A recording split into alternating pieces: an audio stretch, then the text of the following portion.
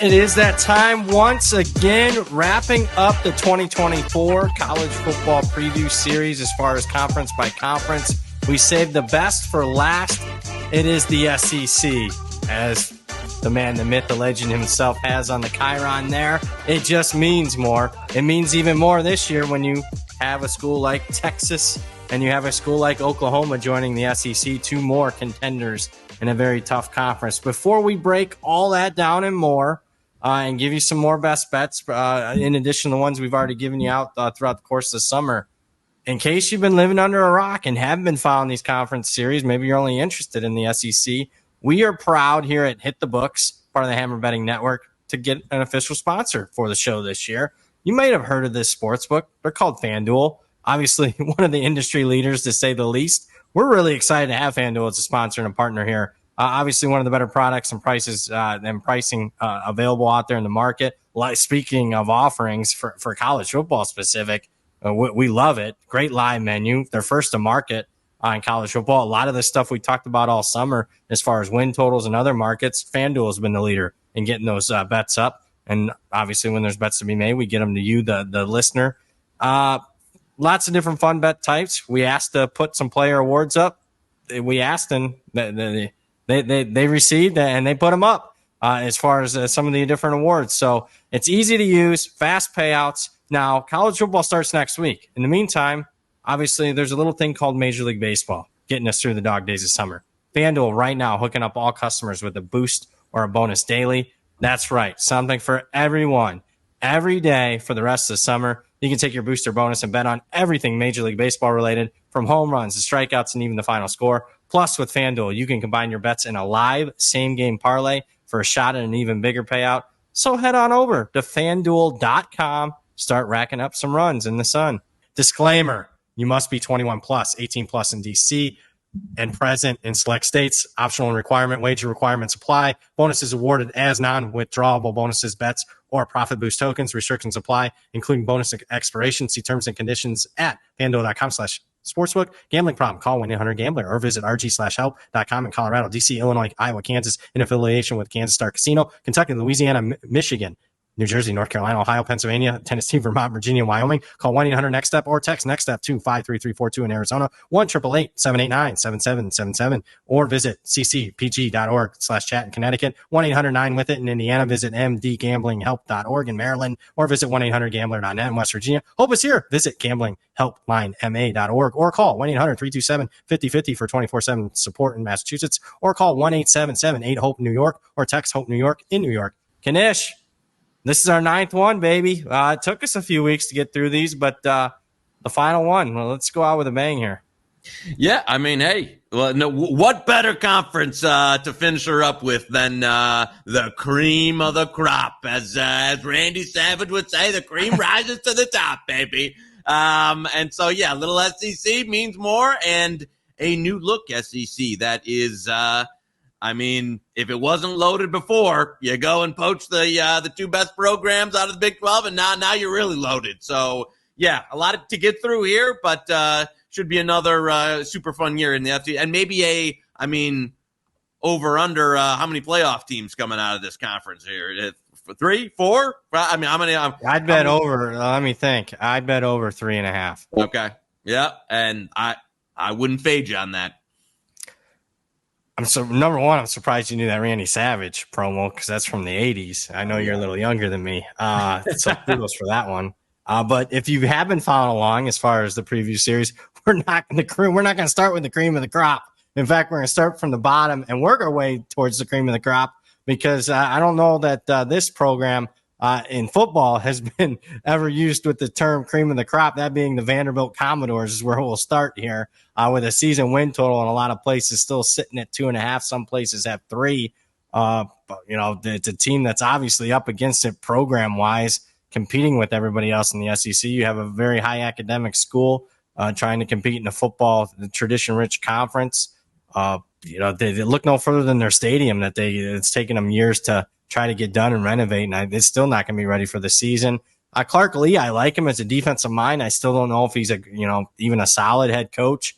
Brings in a guy that's been a solid head coach everywhere he's been. Obviously, the name Jerry Kill as kind of an advisor. Speaking of grabbing people from New Mexico State. Their quarterback, Diego Pavia, comes over from New Mexico State. Love Diego Pavia. Not sure that he can handle against an SEC schedule week in and week out the way he plays with his hair on fire. I worry about his health this year. I guess what I'm getting at is I did bet over 2.5 because I look at the schedule and I see Alcorn State, Georgia State, and Ball State. I think Georgia State and Ball State are down this year. Now, I don't know if I'm running to lay minus 200, but I do think they get 3 wins. If they only get 2 in the non-conference, I think they can pull an upset somewhere, maybe. Don't ask me which one, but boy, after 3 wins, I can't get them any higher than that.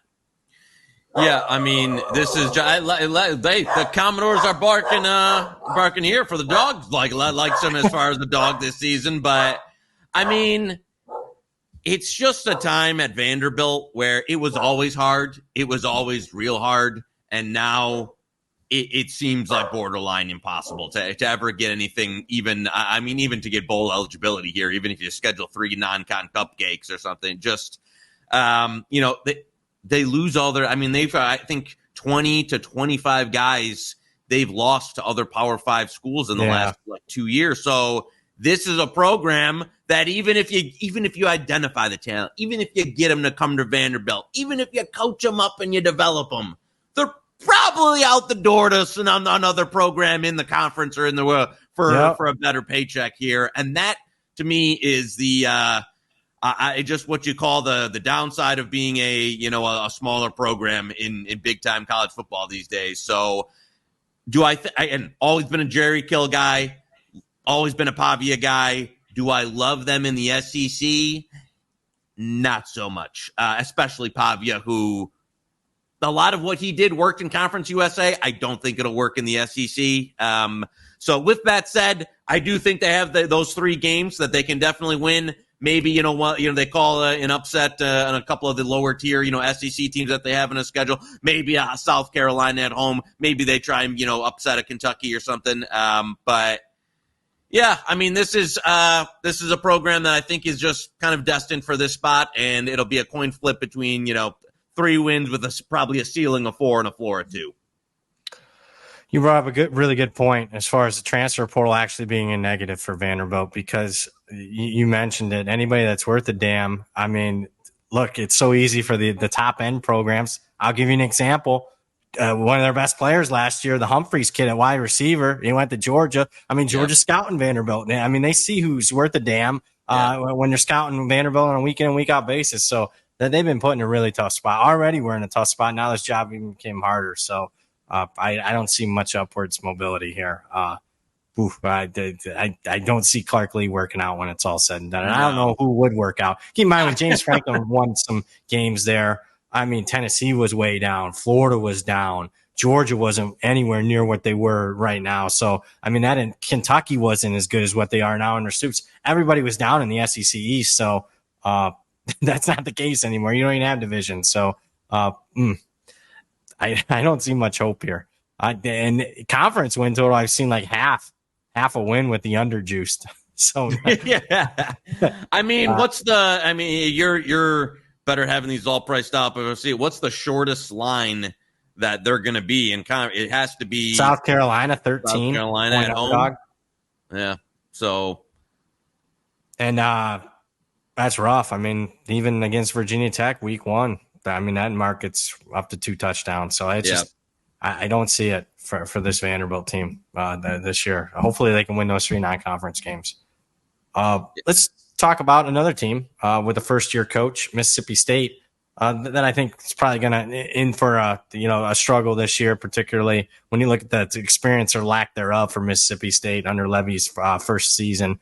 Only three returning starters in total, 0 on offense. Although with that being said, I thought the offense looked functional in the spring game. I don't know if that means really, really bad defense for them, but they bring in Blake Shapen at quarterback. They were not afraid to throw the football consistently down the field. I think their wide receivers are going to be a little bit better than expected. The schedule, really tough, to say the least. I think they got some winnable games in non-conference, certainly Eastern Kentucky in the opener, but at Arizona State and Toledo are a little bit tricky, in my opinion. Could win them games, could lose both of those games. You'd like to win at least one. I mean, because Eastern Kentucky, Massachusetts are 2 wins, but after that, okay, they can get one more, 3. Once you get to 4, I don't know if I see 5 on the schedule. I can tell you that. Yeah, I agree. It almost seems like this is going to be it's like they took the step with Zach Arnett into being more a misstep, 2 steps back here of we're going to go away from the Mike Leach air raid to trying to be a more man ball. I don't know what they're trying to do in bad defense to now going back to a more, you're bringing Blake Shapen. You're probably going to have a more pass happy type offense. So, and it's a lot of, back and forth here between what they're trying to be. They brought in some transfers that I like. I don't think it was a total miss. Early on the transfer portal, I think they got some guys, some wide receiver talent. Kevin Coleman from Louisville, that was kind of a bigger couple of other G5 guys. So I think the offense might be able to. I mean, I think it will be better than last year because they had absolutely no clue what they were, doing, trying to move to that system. So with that said, there's going to be try and rely on some younger guys. Probably the defense isn't going to be very good. I know it was able to piece together last year. That probably doesn't go as well this year. And as you're saying, a couple of real big swing games in the I mean, you're going to know whether this win total is going to be a winner or not by week 3. Because agree. Yeah, you probably got to have both those non-con get at least one of the 2, but you probably got to want them both. And then with UMass coming up there, and hopefully you can upset somebody at home.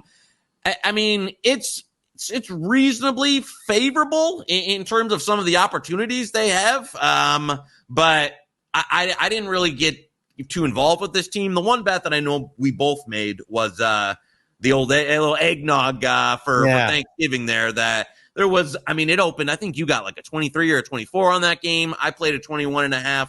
Just think in the history of the Egg Bowl, that's too many points, and I don't think we'll get to Lane Kiffin at some point in this podcast, but and the show that I just like getting a big number there in that rivalry game. Agree. That's one that's come down a little bit, to say the least. Not playable now if you're looking at FanDuel's current line, 18.5 there. Agreed. But yeah, be interesting. I do like the Levy higher long term. Just you're going to have to give him a little bit of time with the shift. I will say, again, I think the offense can surprise some people. Not that it's going to be good enough to win some games, but I think it might be good enough to cover some point spreads. Agreed. Against, especially you're getting a lot there. They're going to be, good backdoor potential with this team. Arkansas's next in line. A coach that I think's in, if you want a hot take, I think this is it for Sam Pittman. Final year. Look no further than them going out and getting Bobby Petrino. You want to talk about desperation hire after they fired him in disgrace, a little bit over a decade ago. Not much coming back for them. 10 returning starters. I mean, they do have some pieces. I like the kid up front on the defensive line. The quarterback from Boise shows some things at some point, but I don't know if he wasn't even consistent in Boise State. Now you're expecting him to be the guy in SEC play. I'm not sure that's the case. We've seen this has been one of the teams that the market's really faded big time this offseason. Open 5.5. They took the under 5.5. They laid juice with it. They took under 5. I even saw some people I respected give out under 4.5. Boy, I don't see it for Arkansas. I think this one could have a bottoming out situation if they don't. That Texas, I could see them being, if they get blown out, A&M, Tennessee, Auburn. Say they lose the games, they could be 2-4. Realistically, probably are 2-4 before that first bye week. They could be fired by then. Yeah, this is one. I don't know why did they bring him back? I mean, this is when you kind of knew the Sam Pittman. I don't know if the checks aren't cashing down there in Fayetteville or whatever, but this is one. I just don't understand what this program is doing. I don't understand why you bring back Sam Pittman and then lace him with an OC who used to be your coach, who people are probably going to be calling for to be the coach within like a week of this, the season starting. And I agree with you. You know what? I liked Taylon Green in the Mountain West, and he was able to, kind of use his athleticism there against that caliber of opponent. I don't think that works so well in the SEC. They didn't really do too much else in the transfer portal of note.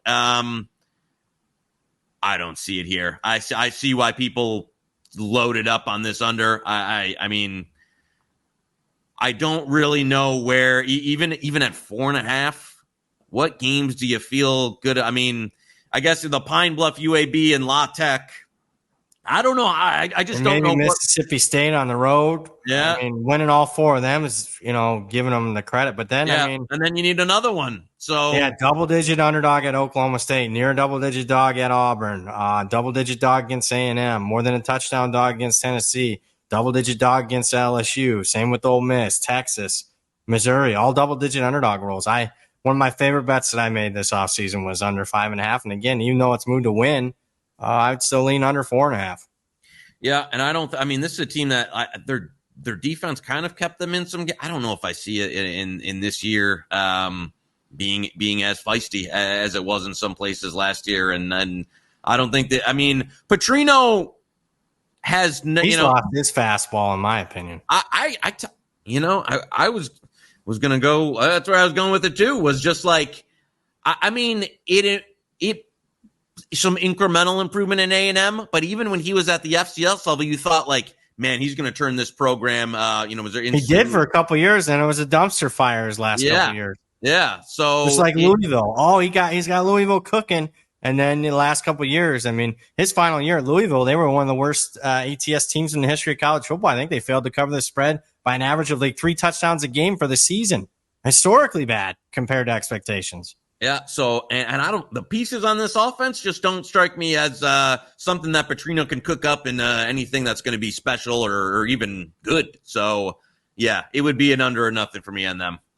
That Oklahoma State game is a sneaky good game in week 2, just to get an idea where these teams are at this year. South Carolina's next up. We're already in the teams. We've only covered a few teams, and we're already in the top 40 caliber teams here. South Carolina's next. A team that, okay experience-wise as far as returning production. Did lose Spencer Rattler at quarterback, but they're very high on Lenore Sellers, his replacement. I'm high on Sellers, to be honest with you, from what I've seen the last couple of spring games. Beamer leaves some to be desired. I think a sneaky loss was losing their special teams coach, which they've hanged their hat on the last couple of years, and Pete Lembo, who's off to become the Buffalo head coach. So that might be a little bit of a loss there. We've seen some money come in on South Carolina, a little bit on the over as far as the win total. We've seen some money come in on South Carolina in week 1. But, boy, looking at the schedule, we're Old Dominion, okay, that's a win. Vanderbilt's a win. Wofford's a win. But after that, where are the wins at? So I can't recommend a 5.5 over like some of your friends were giving out. I'm not there.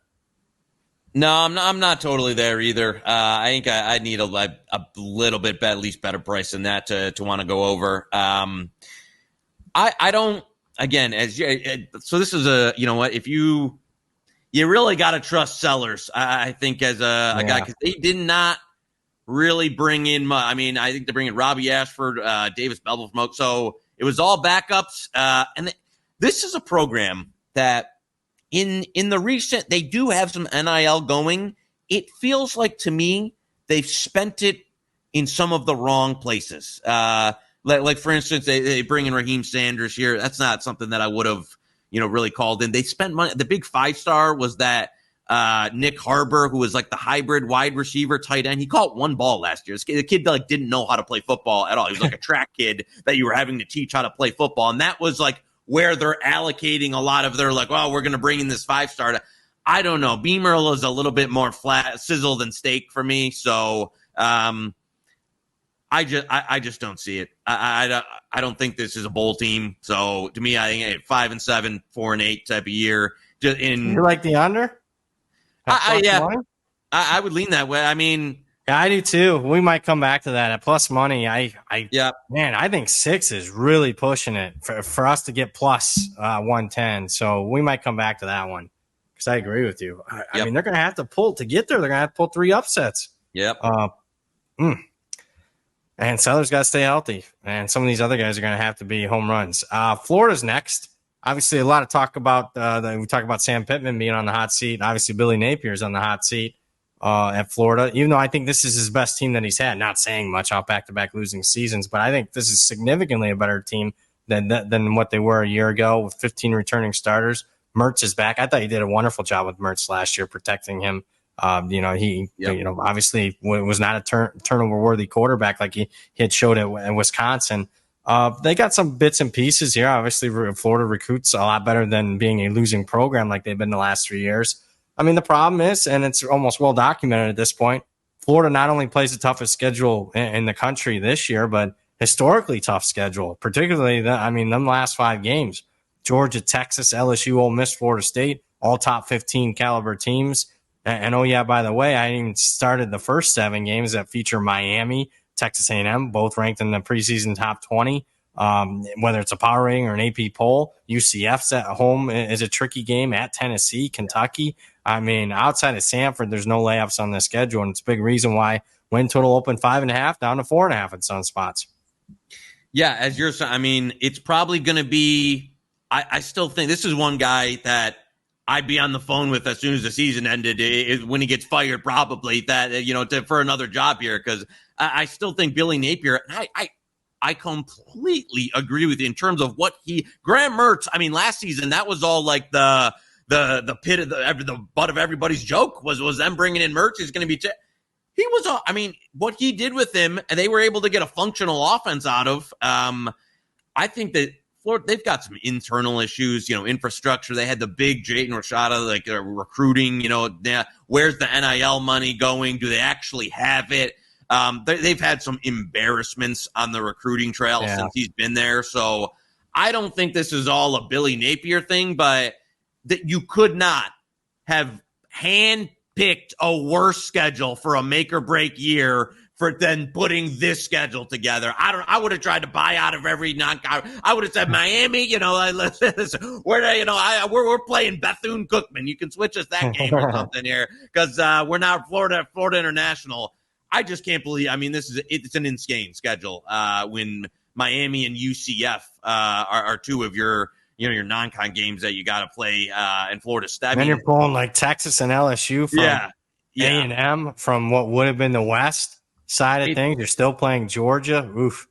Kentucky's starting to get your number now in the series. Not good for Billy. No, Billy's going to be. How many weeks in a row when you're not an elite of the elite, when you're not a team that's as loaded as an Ohio State or Georgia, can you get up for? Can you get up and have the guys when you're pretty thin on depth to play these teams and give them your best effort every week in a row? So,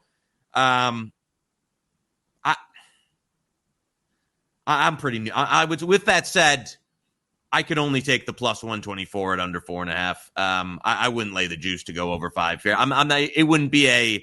I'm not going to put it a best bet or any of that. Yeah, but I agree with that. I'm not laying the juice for them to get to 5 wins. Yeah, boy. If they don't get that Miami game, the Miami game is everything. I think they can get that Miami game, and even then, I still wouldn't be. I wouldn't be calling for a bowl yet. I can tell you that. Yeah. Man, that Miami game is huge. I mean, there's a few super important week 1 games. That one definitely being at the top of the list there. Boy, I hate to be the loser of that game. My goodness. That, unfair or not. Yeah, that the loser, you mentioned it, I think, in a previous show. That is a kind of a loser leaves town type of game. The old WWE type of stipulation. Let's talk. I just mentioned Kentucky. Kind of having Florida's number. Let's talk Kentucky, a team that I kind of like this team, at least comparatively speaking to the market. I know they lose their quarterback, Leary. I know they lose a stud at running back, but I like the meat and potatoes of this team, whether it's the offensive line, the defensive line's got a couple of studs, including that Walker kid. Vandergriff, you don't know completely yet, kind of an unknown, but I can't argue with the talent level certainly there, at least coming out of high school. He's good enough to go to Georgia. Chip Trainum, a little bit banged up, probably misses maybe the first couple of games of the season they're talking. So that's a little bit of a loss there in the running back room. He's a nice player. Yeah. Concerning, not necessarily against Southern Miss, but South Carolina would be a little bit of a concern. But man, I just trust that. Stoops, when you throw out the COVID season for obvious reasons, they have top 6.5 wins, 7 straight years. So I gave it out. I know it's mainly mine because I'm on an island on this team, but I gave out over 6.5 wins. Yeah, a lot riding on what you think of Brock Vandergraff there to come in and be, because as you said, they had a pretty nice combo last year, quarterback, running back, and now definitely more question marks. And as you said, with Trainum going down, that hurts. I know they brought in a couple other, G5 type players, but it's definitely going from some known quantities, which you brought in, and even, before that, Will Levis on that, to some uncertainty there, which has not been a staple of the Marks. You've kind of had a lot of, as you said, meat and potatoes. You kind of know what you're getting. They'll be kind of a feisty team right in that range. And my guess is they get back to that. I would just worry that there's a little bit more variance in this year's team and this year's schedule, because it's got some patchy spots there. Because they don't have the absolute layup games. I mean, you got Murray State at home. Ohio's a layup. Southern Miss. No, that's fair. Three, man. Come on. Yeah. So Vanderbilt at home. Yeah, I just gave you 4. Yeah, and Southern Miss, Ohio, Vanderbilt, Murray State. Now, my luck, they'll lose one. Zach will clip this up. But, I got all 4 of those. I mean, they're going to be at least 17, if not 3 touchdown favorites in that one, in all those games. Yeah, no, I'm not going head to head with you on the 6.5. I'm just not running to the window to say that they're getting to 7-5 here on the over. Yeah, I think some reason. I'm not as wild about South Carolina, them getting them at home. I think so. A little bit of a feather in Kentucky's cap. And Louisville, I'm not wild about. Louisville can't beat Kentucky, and I'm not sure that this is the year they get Kentucky when Kentucky's got the game at home. So those are probably a couple of the games, and I think Florida's beatable on the road too. Auburn's next team. We're already in the top 25 as far as teams in my power rankings, and keep in mind we got 10 teams left, so that's how strong this conference is, to say the least. Auburn comes in off of a lackluster first season under Hugh Freeze, no doubt about it. You wonder how the preseason expectations would have changed on one play, that being the 4th and 31 that Alabama got against them. Had Auburn won that game, I think we'd be thinking about differently about this team. Certainly the New Mexico State game was a horrific loss. And then the bowl game, they just absolutely no-showed. So, I'm a little bit indifferent. On one hand, Hugh Freeze is a really good coach, knows how to win, knows how to cover. I don't like the quarterback still in Thorne. He showed his legs that I didn't know he had in him last year. I did read an article right before we jumped on this earlier today that they're really liking the wide receiver room, specifically that 5-star true freshman Cam Coleman. So that was probably their weakest unit on the team last year, was that wide receiver. So we'll see. I'm kind of in a wait and see mode. What I do like is they have an opportunity to start 4-0 if they can take care of business at home against California and Arkansas. Speaking of home, their first 5 games are at home. So there's some. I don't like the over 7.5. In fact, there's parts in this season that I probably would have certainly leaned under 7.5 wins, but I think it's about priced right here. Yeah, I tell you, I am a little shocked they didn't look for a transfer portal upgrade for Thorne. I agree. Just the passing offense in a lot of games last year was just brutal. And I know they were able to run the ball, and I still think Freeze can coach it up. And kind of get there and make it work in terms of what this offense could be and what the program could be, especially as you said, that Cam Coleman, also Keandre Lambert-Smith from Penn State. I think the wide receiver room could be much, much improved. I wanted to see a new chef. I'm surprised they didn't even bring in like a G5 or an FCS guy to. Yeah, I mean, it's not like the program doesn't have money to kind of compete with him there. So, yeah, that concerns me. He obviously did show some rushing prowess last year, but that passing offense has got to be. I mean, that was kind of the bread and butter of Hugh Freeze for a lot of it was. So, we'll see. The defense, again, should be solid. But to get to 8 wins, it's a big jump in a conference that, and I know they have some, especially you said the first 4 weeks is, kind of cupcake city there that they're all at home. Boy, after that, it's not though. Yeah, after that, outside of Vanderbilt, that's well, I guess UL Monroe. I could see if everything goes well, I could see 8 wins. But I'm not betting it. No, and I'm not laying that the price on any. I didn't want it to go under, so I think 7.5 is about right. Kudos for those of you watching Zach pulling up the old Hugh Freeze when he had the staph infection there at Liberty, calling the game from the hospital bed. If you're a college football fan, that's why you love college football stuff like that. It's just unbelievable.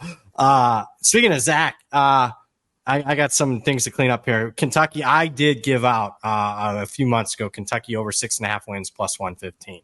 So we did give that out.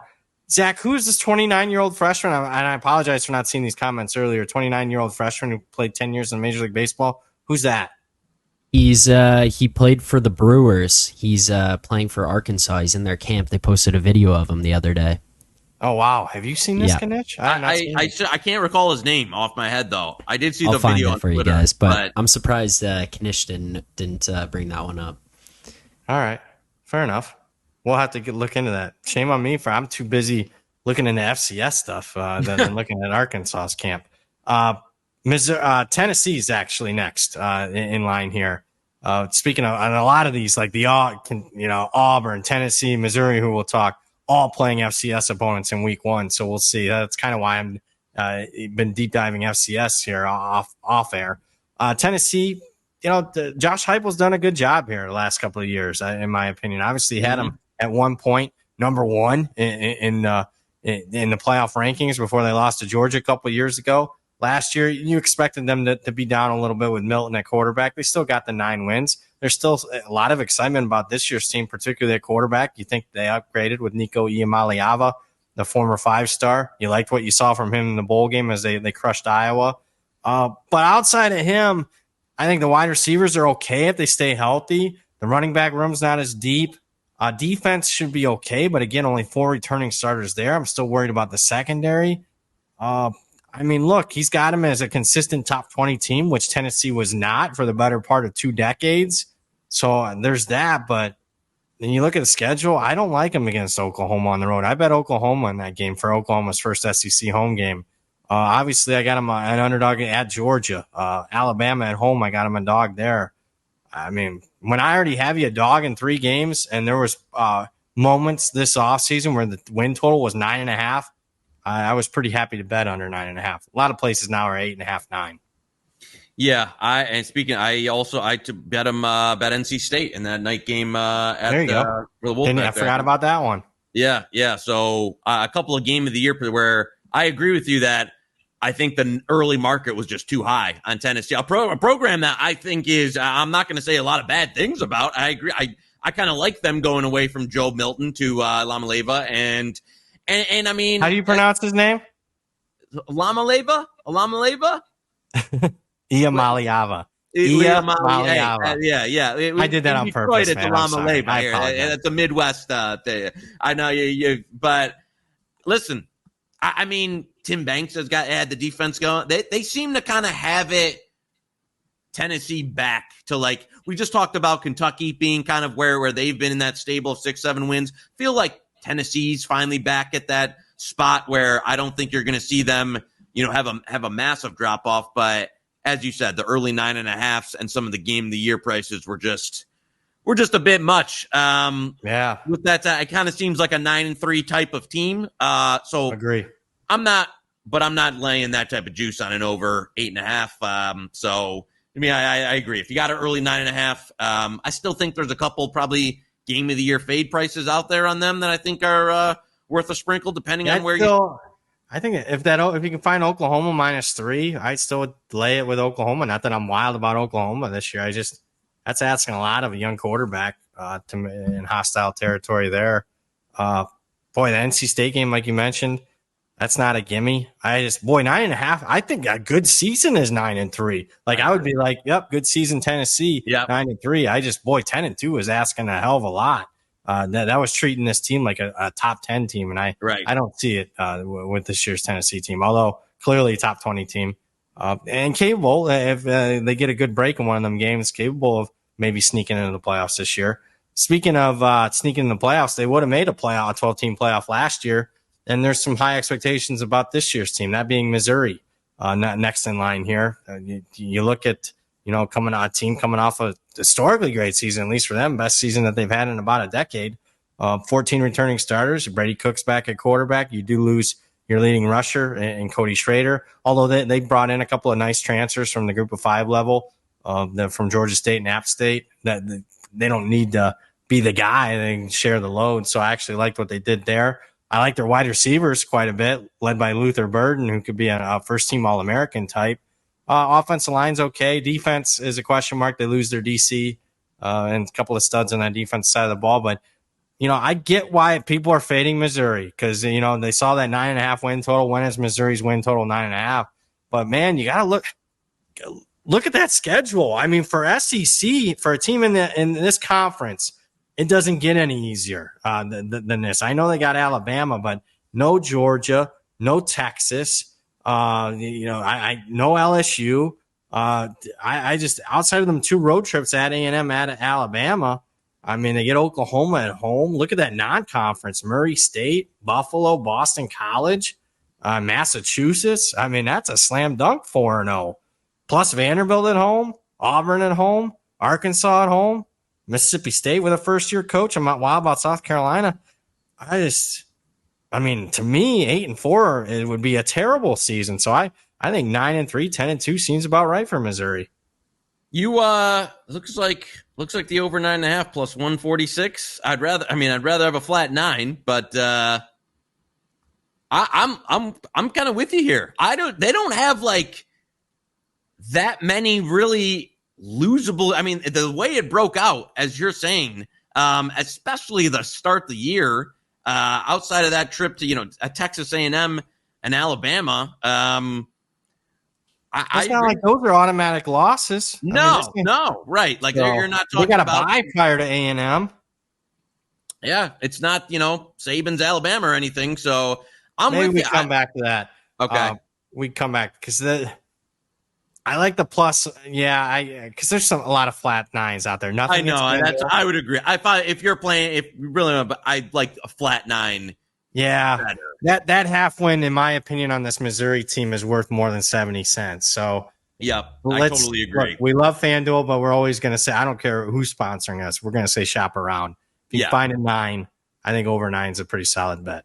Yeah, because I agree. 9-3 should be a floor type season for what they have bringing back, the money this program is spending right now. Quarterback, elite, first round wide receiver, a lot on the defense, coaching staffs in place. There's not a lot of room to poke outside of, Cody Strader. But I agree with you. I like the guys they brought in. I mean, Marcus Carroll and Nate Noel, those were real guys in the Sun Belt that can play. And so, listen, I know he was a great story, was around forever, walk on, like people loved him and stuff. We're not talking about like Saquon Barkley here, losing a generational talent here. He was a nice college running back there, but I don't think we're losing a player. So to me, that should be backfillable, especially with the guys they brought in. And I mean, you know what? The rest of the roster brings. So yeah, I know people say, the devil's advocate would be, Missouri's typically an 8, a 7-8 win program. They regress to the mean in that. I don't see it this season. You can tell me that. Maybe next season. Also, I don't know. I don't think I think the people that tell you that, they don't have a handle on what this team's doing in the recruiting the last couple of years. They're spending monay. Their NIL program inside. Again, this is in the weeds. They have a really good high school NIL where they get like additional monies. If in-state kids go to Missouri, the in-state, they stay in-state there, they get additional NIL. They got a really good setup there. I don't think they're going away. I'm not saying that they're going to be a playoff team every year, but if you're expecting this team to be 6-6 every year, I don't see it right now. The way they're recruiting, they're going to be too good for that. Yep. So we might come back. No, we're not going to come back. Shop around. 9's good because I think that's a push at worst. Yep. A&M's next. First year coach Mike Elko, an A&M team that's getting a lot of love. We're recording this on a Friday. They're getting love in the market, particularly in week 1. Season long, though, you got an A&M team that obviously probably upgraded a coach, to say the least. Elko is familiar with Texas A&M, being the recent defensive coordinator there. He won immediately and won big at Duke. Didn't need any rebuild there. Provided Wigman can stay healthy at quarterback. He hasn't the last couple of years. I think the defensive line and some of the transfer portal guys that he brought in, led by Scorton on that defensive front. I mean, I like some bits and pieces here. What I really like about A&M, besides the talent and the coaching, I think I like the schedule because their 4 toughest games: Notre Dame, Missouri, LSU, Texas, all at home. You don't get that very often. So there's not a lot of – where's the slam dunk loss on this schedule? You and I bet A&M against Texas. That was probably their toughest game as far as a projected spread. I mean, you can see why people bet over 7.5. They bet over 8. And people that I respect are still betting over 8.5 wins for this team. I mean, this is a team that if you would have had Zach, can we still swear on the show that like is that I know we're official sponsor now. Is that okay to go with? If you wouldn't have had a fucking idiot at head coach and both coordinator places for the majority of the last few years, this team would have, I mean, with the talent they had on the roster, the job Jimbo Fisher did, and DJ Durkin, I'm going to throw him in there too, was criminal. Also, the money they got paid. You're talking about like the highest paid head coach and the highest paid DC in the country, and both those guys don't belong on a G5 team any longer here. It was coaching malpractice. So give me Mike Elko, who I really like, who they probably should have, they let him go off the Duke and then he has there. And then you bring in DJ Durkin, who's running a 3-3-5, that junk version of the 3-3-5 that didn't match. You had a true freshman defensive tackle who just got on campus, like 18 years old, playing in the middle of that 3-3-5.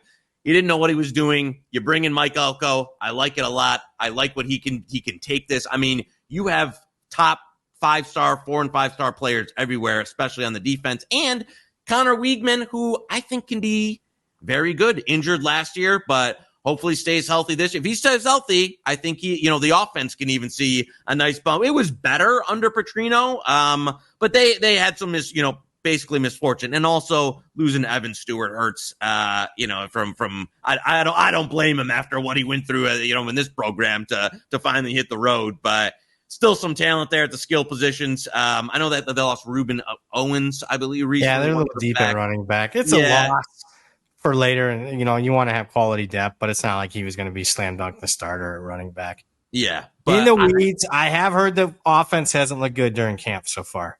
So, but I'm not surprised by that because Elko's a defensive mind coach, and man, they got some elite defensive personnel. How are we betting this team? Are we getting involved on this team? We both like them.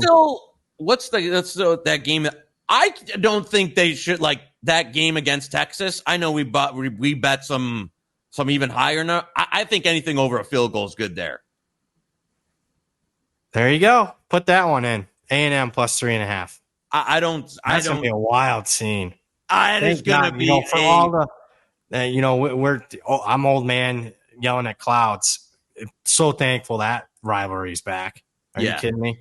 Yeah. There was no business why those two teams haven't played each other in almost 15 years. Ridiculous. But to get that game back I wish they'd have put it on like Friday night or something. I agree. But to me, that's a throw. We talked about the Egg Bowl when we were talking. That's a throw out. Give me the points in that game with Texas A&M at home. And again, things can change. Quarterbacks can get injured and all that. But I love over a field goal there. If that game was played week 1, it would be a large position on me for over a field goal at Texas A&M. I'll tell you that. Interesting. A&M plus 3.5 against Texas, a line that we have both support, a bet that we both made. I still would lean over 8.5 wins. Just letting you know. Starting with that, we'll be talking that opener. We might have end up. Make sure you're watching the show. Keep in mind, starting on Monday, Fridays, Saturdays. Knish, you're getting us 3 times a week as far as the shows. Now, the Saturday show is just going to be a quick kind of like halftime peek and look, but we'll be definitely talking week 1, Texas A&M, Notre Dame, with some line movement. A lot of money coming in on A&M. Oklahoma's next, and now we're already in the top 10 as far as my power rankings. I'm not sure that you have Oklahoma in your top 10. I got to take a look at that. I was waiting at bated breath to see who you had in your top 10. You did not have Notre Dame in your top 10. That is something that we will be discussing that on Monday's show. Did Oklahoma make your top 10? Yeah, just I think I had him 10. Yeah, I have him 10 too. I like the defense. I think it could be one of the better defenses in the country. Saying a lot because boy, Venables did not inherit a good defensive situation from Lincoln Riley, to say the least. It's taken him 3 years to get to it. But 9 returning starters there. I don't know if they have a bunch of first-team All-Americans, but they have a lot of guys that have played a lot of snaps and can be productive. Offense, I like Jackson Arnold at quarterback. I don't think it's that big of a downgrade from Dylan Gabriel outside of experience. They had a key injury in camp, Gibson. I mean, not he was going to be their top wide receiver, but he was going to be in the rotation. He's out for the season. But don't worry, baby. We got the number one wide receiver all set to go. We don't need him. Yeah, Deion Burks you're talking about, and I'll let you expand on that. The worry that I have, the biggest worry, is you got a shaky offensive line room with only, depending on how you count offensive line stars, maybe one guy back on that offensive line. Not ideal for an SEC schedule. But, this is, you look at that back half of the starter schedule's advantageous, especially if they can beat Tennessee in week 4. Should get off to at least a 4-0 start or 4-1 there if you throw in the Auburn game. But, man, that back half at Missouri, Alabama, at LSU, at Ole Miss, Texas in there as well. I mean, they could be underdogs in a bunch of those games. Yeah, totally. And I think this is a team that I'll probably like backing in that role, kind of a feisty team in some of these games where they might be a little undervalued, as opposed to, do I think this team can win the SEC? No. Did I play the win total? No. But I think there's going to be some nice spots here as kind of a play on. Like Jack, I mean, to me, if you let Dylan Gabriel walk out the door, I mean, maybe it could have been a financial, who are we going to pay here? Or maybe Jackson Arnold would have walked out the door if he wasn't getting the job. But I think you got to believe that this kid's the real deal. And I think he is. I think you'll get a pretty electric season out of him and this offense. So, like you said, defense, decent amount of returners there. Big question, we'll see. Thankfully, Arnold's got a little bit of juice to him. But hopefully not running around totally. But it was an offense that really popped at some points last year. I like their receiver position, even though with the injury, and our man Deion Burks, our Biletnikoff, get him in the trophy room there. But I don't really have any, preseason love it where it's at. The win total is at, what is that? I should have had it. 7.5 was off. Yeah. Doesn't really over. I would lean over as well. Doesn't make me want to jump, but I think there'll be a few games that will love to back them in this year. Yeah, some early markets at like FanDuel had like the Texas game priced way high. In fact, I would still bet Oklahoma on that one if you want to pull that one up. Has there been any movement there? Open 10.5. Yeah, can you believe that? Anything over a touchdown there, I kind of like Oklahoma. Again, we're going to start lining up against Texas here quite a bit. Yep. 8.5. You want to put that one in? I kind of like that. Me too. I bet that as well. So yeah, let's put that one in. Oklahoma game of the year plus 8.5 against Texas. Because again, I could see Oklahoma being 5-0 entering that game, or at least 4-1. That they won't be getting that big of a number, in my opinion, if that's the case. So agreed. Oklahoma there. And again, we'll be talking. I mean, we're not alone. I mean, even against Temple in week 1, that line's popped up 3-4 points from 38, 39 up to, crossing even through the key number of 42. For those not listening instead of watching, I put the air quotes there. But I think they could be a little underrated. Now, even though they're number 10 in the power rating, I didn't run and bet over 7.5 wins. That just tells you how tough this schedule is. Let's talk about LSU is next. You and I are not big Brian Kelly fans, to say the least. Obviously, you lose a lot of production, 3 first-round draft picks on that offense alone, led by the Heisman winner and Jane Daniels at quarterback. Defense was abysmal, one of the worst in the history of LSU football last year. You do like the coordinator hire, bringing in the guy over from Missouri. I don't like the talent, though, on defense. I don't think that gets fixed overnight. I do like the offensive line. I think they got maybe the best set of offensive tackles duo in the country. They'll be okay. They're going to take a step back. They're not going to be the number 1 offense in the country like they were a year ago. But I'm anxious to, before I wrap this up, let me get your thoughts on LSU because we might have a bet here.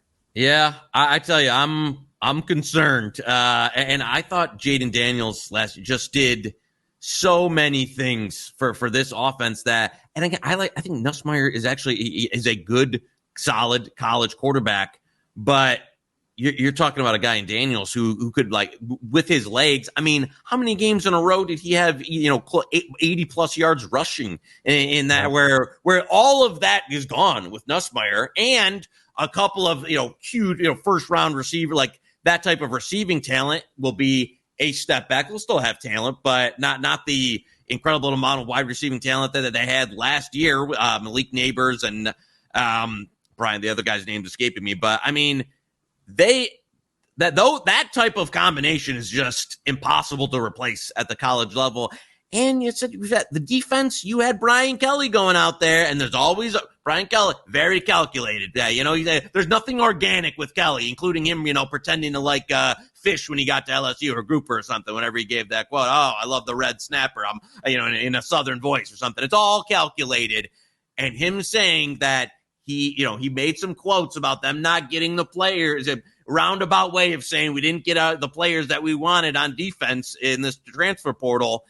And I don't think the defense is going to be good enough to overcome what they're losing on offense. So, yeah, I'm under 9.5. I don't think this is a 10-win team. I'm under 9.5 here. I know it's juiced, but that's going to be a best bet. I was waiting for you there. Even at minus 170. As always, shop around a little bit, but there's not 9.5s are disappearing. I can tell you that. There's a lot more 9s now in the market. So I think that's a really good bet under 9.5. And keep in mind, we like SC in week 1 against them. And then, I mean, that's not even getting to the Ole Miss game is not a slam dunk win. At A&M could be tough. Alabama at home, Oklahoma. They need a lot to go right for them to go 10-2. Yeah. I think take a step back, Mr. Kelly. I will not be sad about that. So let's go best bet under 9.5 wins on LSU. Next up, Ole Miss, Lane Kiffin. A lot of preseason expectations for this team, to say the least. Maybe the highest preseason expectations that Ole Miss football's had ever. Deserve it, too. I mean, when you look at a team coming off an 11-win season, key guys coming back like a Jackson Dart, went super heavy in the portal, spending money left and right, and some services out there have them as the number 1 transfer portal class in the country. So this is an all-in type of season for Ole Miss. Schedule sets up nicely where they probably should be undefeated when they go to LSU there in week 7. They should be 6-0. It'd be a disappointment if they weren't. Georgia's at home. With that being said, how does a team like this handle expectations that are at the highest ever? Lane Kiffin has not handled high expectations well in his coaching career. Just go through it. He has not had back-to-back big-time 10, 11-win type of seasons in back-to-back years. So we've seen the win total 9.5. I think Joe Q Public's going to want to go over 9.5. We haven't seen hardly any line movement on it. So I think that's about priced right. Yeah, I don't, you know what? I've never, Lane Kiffin, I love him in spots where, you've had him as your OC or you've got him in a place like Florida Atlantic or something. With these type of expectations that they have coming into the year with a team that, again, has some really nice pieces and, as you said, brought in another nice transfer class. I'm not totally I don't love, Jackson Dart's not a Heisman type of quarterback for me or an elite type of quarterback. You don't think so? I bet him to win the Heisman. Not granted, like, could he put up the numbers in that? I don't know if he's that type of player for me. But in terms of like just talent wise, but hey, maybe, Lane gets him there enough. Clip that, Zach, for later in the year. When Dart, week 7 is the Heisman favorite. I know also some people, like their playoff odds, some people about, there was, these opened, I think, plus 125 now. FanDuel sitting at minus 130 for them to make the playoff. I don't know. I don't have a way that I really want to play this team. I don't want to go over 9.5. I don't want to lay the playoff price because I think they need 10 wins. So to me, that's about the same bet. I'd rather bet the over 9.5 at minus 110 because I don't think 9-3 gets you in. A team like Ole Miss ain't getting in. No. With 3 losses, that's where you need to be a blue blood to get the benefit of the doubt because they're not bringing in. They're not bringing in an audience. Remember, this is a TV show, folks. Yeah. I just don't. I don't have a lot. I mean, I'm not going to bet them to win the conference, but at the same time, I don't have a big fade portfolio built up on them. I agree with that. Outside of the Egg Bowl game with the big numbers, So I'm pretty neutral. Could it go right? Could it all go right for Lane and them? They got to win. I mean, they either got to upset Georgia or win at LSU. One of those games that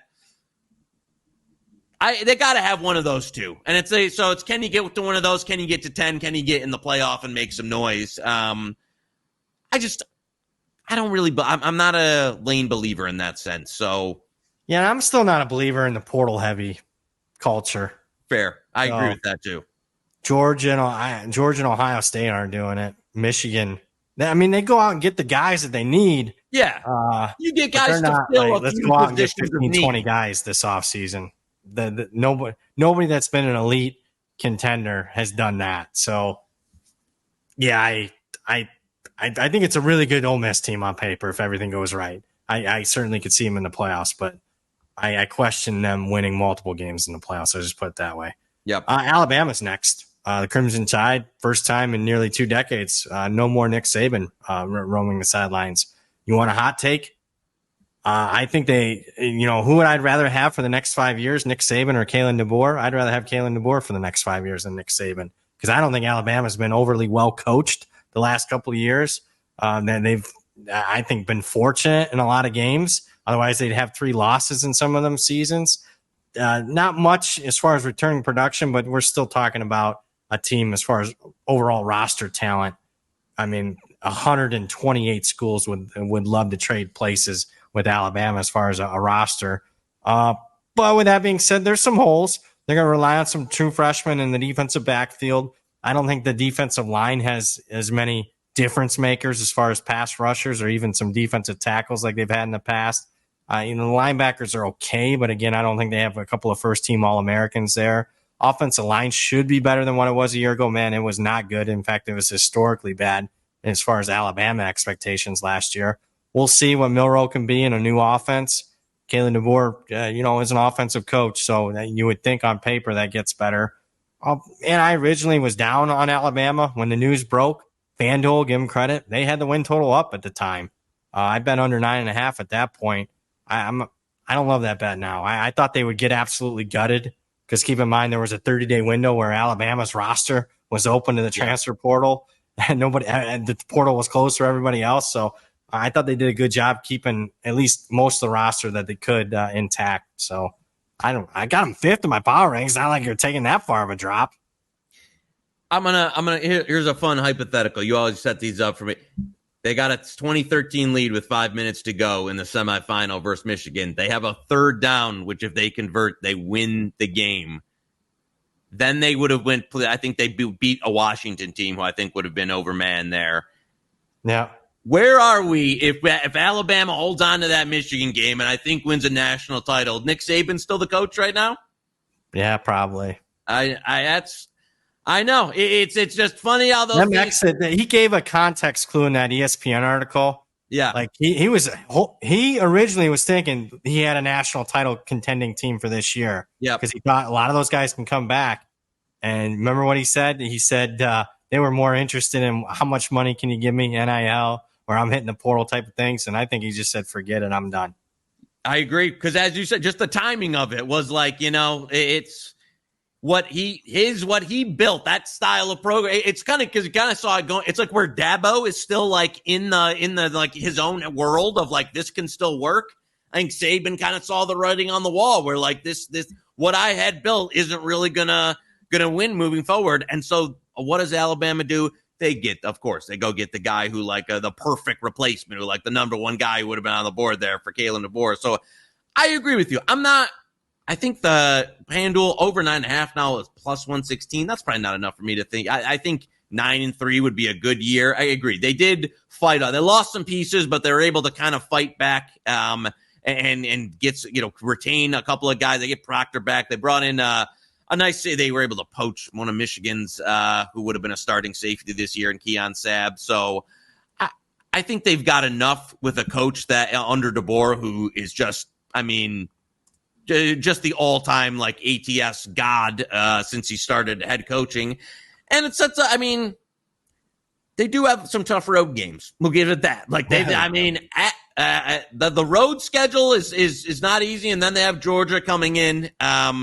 So we'll see what DeBoer's made out of, but I didn't go either way on this one. I know, I agree with that early move, but it looked like they were able to kind of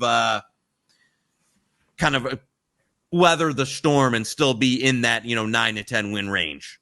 Yeah, if I got a 9, I'd bet over, to be honest with you, and make a much bigger bet on over 9 compared to what I originally bet on under 9.5. So, but never saw it. Again, after that initial maybe 20-cent move on Alabama under 9.5, we haven't seen any movement. I agree with, the want to fade this team has kind of subsided. And for those of you that were, Alabama should have gotten Sark or should have gotten Dan Lanning because they served under Saban's staff. Old DeBoer, 5-0 against Sark and Dan Lanning the last 2 years. Underdog in all 5 games, won them all 5 outright. You are talking about an elite coach. It doesn't mean he's going to go win 5 national championships like Saban did, but I can count on one hand how many coaches I'd rather have than DeBoer right now, and I wouldn't be using all the fingers on the hand. I can tell you that. So great job by Alabama with that hire. I think Alabama football is well set for the future here. Recruiting's going. Recruiting was a question mark. Again, I always look at recruiting being that leading indicator. There's concern. They lost the greatest recruiter of all time in Saban. They're right at the top this year. I'm talking the 25 class coming in. Yep. So far, so good. Texas is next at 4, and it's not been a good fall camp for Texas, losing a couple of running backs. Yeah. So you talk about cluster injuries impacting a team's power rating. We've seen some movement against Texas, whether it's the win total market or a little bit of movement even in week 1, a little bit of money coming in on Colorado State. Texas is off their best season in 15 years. They made the playoffs a year ago, underperformed against Washington. Again, we're favored in that game. Washington outplayed them for a majority of it. Boy, they got some question marks. I thought what separated Texas last year was 2 defensive tackles. Mm-hmm. They're both gone, Sweat and Murphy. Also had an elite wide receiver core. The top 4 guys are all gone. Now, they did a good job in the portal bringing in 4 guys with experience, but I still think that's a downgrade. I'm not a huge Quinn Ewers guy. I talked about, I bet Jackson Dart to win the Heisman. I bet Nico Iamaleava to win the Heisman. I didn't bet Quinn Ewers to win the Heisman, so I don't think much of him. I still think I like Sark, but I'm not in love with Sark. I still think he's got some questions that he needs to answer as far as the consistency. Can he put back-to-back years together? I guess what I'm getting at is you and I gave out under 10.5 wins a couple months ago. I love that bet. Yeah, I know we got it at a lot cheaper juice than what's out there now. And it pays to be a Summer Hit the Books listener. Because I agree. I mean, this team has. I still would lay. That's juiced out. If you're late to the party, I'd play it because most places are 10 now. I mean, yeah, totally. Because at Michigan, which I know we've talked about in your donuts, they've got the Red River. You got Georgia coming in. You got to go to Kyle Field and Texas A&M. I mean, this team has 4 absolutely massive, head-to-head games with a couple of them being on the road. And that's going, then it's not like they've got cake on the rest of the schedule here. And again, I think the team is extremely talented, but Quinn Ewers, as you said, you laid out very well there that the running backs had some cluster injury. The wide receiver is going to take a step back. The defensive line takes a step back. And again, they're not short on talent. So I'm not going to make it out like they've got some legitimate All-American, left tackle. Anthony Hill is a fantastic first-round type of player on defense. So they're not short on talent overall on the roster, but you got to be to go 11-1 with this schedule and that 4-pack of games on there. You got to be lights out. And I agree with you that the hottest take this year was that I think we see Arch Manning at some point. Yeah, you're pretty confident on that. I just like what I saw from him in the spring, and that Quinn Ewers hasn't put it together in his injury. He's either been injured or inconsistent the entire time he's been in college. Even when he was on the practice field at Ohio State, they didn't feel that confident that he would be the next guy. And I don't think he's shown an elite level of play over the course of more than a couple weeks since he's been in college. So I don't know, man. I'm with the expectations at Texas and the first year in the SEC. I'm not going to stick with him if he's playing mediocre football. Yeah, just if you think we're way down on Texas, I have number 4 in my power ratings in not in the SEC, overall in the country, 4, and you put that power rating in their schedule, I got 9.7 wins. So, and that was before the Baxter stuff. then I got to do some slight adjustments. So, and I'm here to tell you, yeah, they deserve to be pretty big favorites against Florida and Kentucky, but still, Florida and Kentucky are better than Texas Tech and Baylor. Right. So, right. Great point. And this is a program that they could have lost to TCU last year. They could have lost to Kansas State. Go back and watch those games. Those aren't slam dunk wins. And boy, if the team's a little bit better, so under 10.5 there. I also got to mention that Alabama. I gave out Alabama plus 950 to win the SEC. I know you weren't wild about that, but we have not had that price on Alabama. Yeah, in the conference in about 17 years. And again, I like Kalen DeBoer. So, and getting Georgia at home, if they can win that game, might give them the tiebreaker to make it. Keep in mind, divisions are thrown out the window. You just got to have the best record. So we did give that out. One more team, and it is the number one team. Although, boy, I got to mention this to you. Who would you have favored on a neutral, Georgia or Ohio State? Georgia, and I know it. Your buddy is saying slam dunk Ohio State number one. I can't believe that. No, I'm not there. I'm not there at all. Especially with Will Howard at quarterback. So let's talk Georgia's quarterback, which is how often has Georgia had one of the top 5 quarterbacks in the country, and maybe even the best guy as far as next year's draft in Carson Beck. I'm not a huge Carson Beck guy, but the talent's there. More is going to be on his shoulders this year.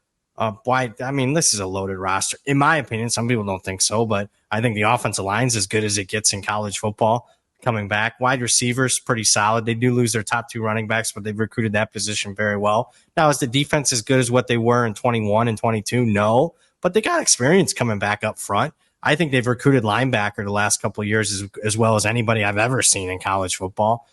Secondary would be okay. It's still got guys like Starks back there. Schedule is tough, though. At Alabama, at Texas, at Ole Miss. You're playing 3 top 6 teams in the country all on the road. Georgia's schedule, and this is a much tougher schedule for Georgia than what they played the last couple of years. But you know what? It's not a 14 playoff anymore. They could lose a couple of them games. Mm-hmm. And boy, if Georgia, as long as they make the playoffs and they're relatively healthy, I don't care if they're 10-2 and in the playoffs.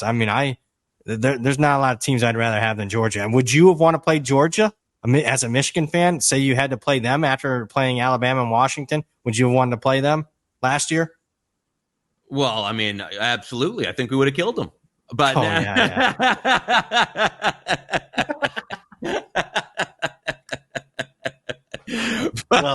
no, I know where you're going. Listen, I hear you. Because Flip that, Zach. That was amazing.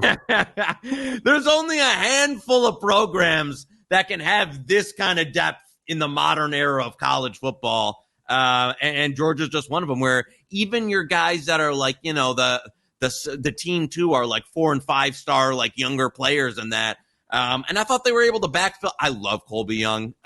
Getting him out of Miami, I think that was a massive pick. I think he's going to have a big year. So that was a really nice steal from Miami with a team that isn't scared about paying their players. So that was a nice get. And Trevor Etienne from Florida. Those are a couple of real, for a team that kind of their weak spot was going to be the skill positions. Went out, were aggressive. That's how you use the portal when you're a big timer. Is you go out and pluck. Oh, I'm going to take one of the best running backs in the conference. I'm going to take one of the best wide receivers in the country and easily backfill a couple positions that we lost. And as you're saying, up front on the lines, I just think they're as good as it gets. Offensive line, defensive, that front 7. So yeah, that the big qualifiers, as you said, in a few of these past years, they've had like legitimately like 1, maybe 2 losable games on the schedule. In some of those years, it was like 1. Yeah. Where like, wait, you got 1 game you need to win and the rest you can make. Not so much this year. With that said, I don't think I have a preseason position on this team at the moment. You got anything? I don't have win total. I don't have conference winner. I bet him early against Clemson. That's out to 14 now. Okay. Yeah, week 1. Yeah, no, I agree with you. And I think I actually joined you on that. But I laid because the game. Kudos to FanDuel. They had the Georgia Alabama line up when that news was hitting, so I laid 2.5 there. I wouldn't bet that now. Georgia at Alabama, but that I was thinking, hey, Alabama could be way down this year. No, that's about it. I I like the team. I know Kirby's, saying he's not as good, depth wise. You're not going to be. That's just the reality. But neither is anybody else. Yeah. So I wouldn't trade their roster with Ohio State's. I'm just being honest. I wouldn't, especially a quarterback with a healthy Beck. And I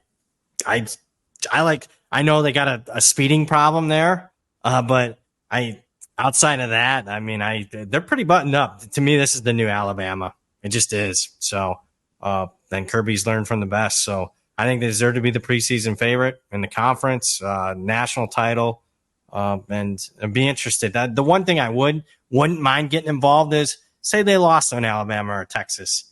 What's that in the futures market look like for this team then? After love where your head's at right there. Yeah, that's where I might finally jump in and be like, hey, now this price is in line because I think this team will win out. So we'll get it. We'll know how good they can be week 1 against Clemson, because that's a game they should control. They don't need to blow that game out, but boy, the line's saying that they're going to control Clemson, to say the least. But I'll say one more thing. If you don't think they have depth, go watch the second half of the Orange Bowl. I get it. Florida State didn't want to be there and whatnot, but that was all backups for Georgia going up and down the field. Like a bunch of true freshmen in there, just kicking Florida State's ass. And guys that haven't even played all season. I'm talking the whole lineup in that second half was backups and true freshmen for Georgia. So I think they got better depth than what your buddy on Twitter was talking about today. So again, closing thoughts before we recap all the bets. I mean, you know what? I know as two guys here who haven't been totally in favor of the new shuffling around in the college football and the expanded playoff. I got to tell you, there's going to be some. Yeah, when you sit back and look at it, man, there's going to be some great games this year, especially in this conference. I mean, there's some every week they're going to have something in the SEC that's going to be you're going to be looking forward to. So I don't think we've seen Georgia at Alabama at that. Obviously, we've seen Georgia at Alabama. Yeah, in the SEC, we have not seen Georgia play at Alabama, I think, in 15 years. Yeah. Yeah, and then you get Georgia at Texas. I think Georgia and Ole Miss. And we get like Texas, so there's some like, as much as, I can sit here like, old man yells at cloud and say, we're ruining all their tradition. Got to tell you, some real tasty games coming up. I'll be watching. Oh, yeah. Yeah. There's a lot of them. So there's that. Let's recap the best bets. Obviously, one that we gave out, Texas was a couple months ago, under 10.5 wins. We gave out also LSU on today's show under 9.5 wins. And I'll turn it over to the real star of the show, the producer, Zach Phillips, to fill in the rest. Yeah, so we added Texas. So we added LSU under 9.5 onto what we already had with Texas under 10.5, Kentucky over 6.5, and Alabama to win the SEC. And then as well, we added 2 bets for games so far this year. Oklahoma plus 8.5 minus 110 against Texas, as well as Texas A&M plus 3.5 minus 110 against Texas. Beautiful. And Zach did a really nice job as far as we have, and shame on me. He gave me the list, the preseason list right before the show. So we have that document up for you and I to track. You and I only 3 head-to-heads. We're going to have to go head-to-head here in week 1. We'll have to get a few week 1 head-to-heads going on here. Yeah, great minds think alike. I've been hanging around you too much. I don't know if that's a good thing or a bad thing. I don't know if there's too much to disagree with. But boy, was there anything you wanted to double back on? South Carolina? No, I'm not running there. I kind of like our portfolio here as far as the SEC. Yeah, I'm with you. I think we keep it as it is. A couple of nice adders there. And you know what? Looking forward to we got the live shows coming back and the chat and the week 1, and we're off and running, baby. I don't like people. I really don't, believe it or not. Even he seems kind of nice. I really don't. But one thing I did miss the last few weeks as we've been previewing all these conferences, I missed the chat. Yeah. We got a great chat. And I'm glad to be back with the chat on Monday. If you're following and watching along this weekend, we will be back with our starting off our schedule, which will be the case the entire college football season. Mondays, Wednesdays, Saturdays for you guys. And obviously all live shows, all with the chat heavily involved. For the man, the myth, the legend himself, Joey Knish. For producer extraordinaire Zach Phillips, I'm merely Brad Powers. You just watched Hit the Books, part of the Hammer Betting Network, sponsored by FanDuel.